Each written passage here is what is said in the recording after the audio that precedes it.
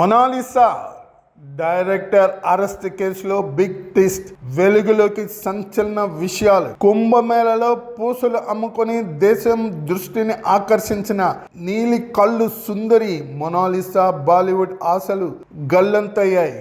మొనాలిసాకు సినిమాలో ఛాన్స్ ఇస్తానని చెప్పిన డైరెక్టర్ సనోజ్ మిశ్రాను రేప్ కేసులో ఢిల్లీ పోలీసులు అరెస్ట్ చేసిన సంగతి తెలిసిందే. తాజాగా ఈ కేసులో మరో ట్విస్ట్ చోటు చేసుకుంది. మహాకుంభమేళలో పూసలు అమ్ముకునే మొనాలిసాను హీరోయిన్ చేస్తానని డైరెక్టర్ జైలు పాలయ్యాడు.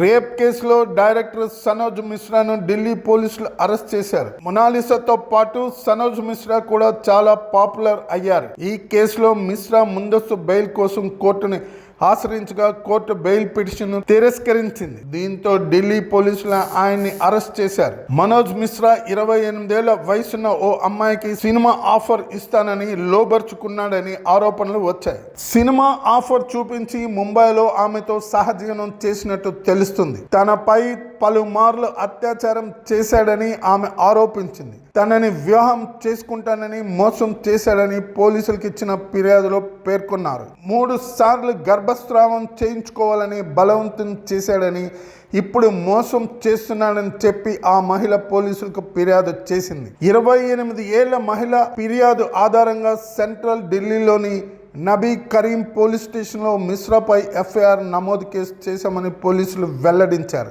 మార్చి 6న అత్యాచారం, దాడి, గర్భస్రావం కలిగించడం, బెదిరింపులకు సంబంధించిన సెక్షన్ కింద ఎఫ్ఐఆర్ నమోదు చేశారు. ఆ యువతి గర్భస్రావాలకు సంబంధించిన వైద్య ఆధారాలను కూడా పోలీసులు సేకరించినట్లు సమాచారం. ఈ దెబ్బతో మొనాలిసా ఆశలు గల్లంతయ్యాయని అంటున్నారు నెటిజన్లు.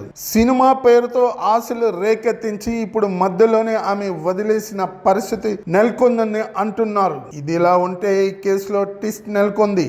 తనపై ఎలాంటి లైంగిక దాడి జరగలేదని, సనోజ్ అమాయకుడని సదరు యువతి తెలిపింది. అతడిని కావాలనే కొందరు ఇలా ఇరికిస్తున్నారని చెబుతూ ఓ వీడియో రిలీజ్ చేసింది. తాను సనోజ్తో ఉండడం, ఇద్దరి మధ్య గొడవలు పడటం నిజమే అని, కానీ ఎప్పుడు ఆయన తనపై లైంగిక దాడికి పాల్పడలేదని వీడియోలో వివరించింది.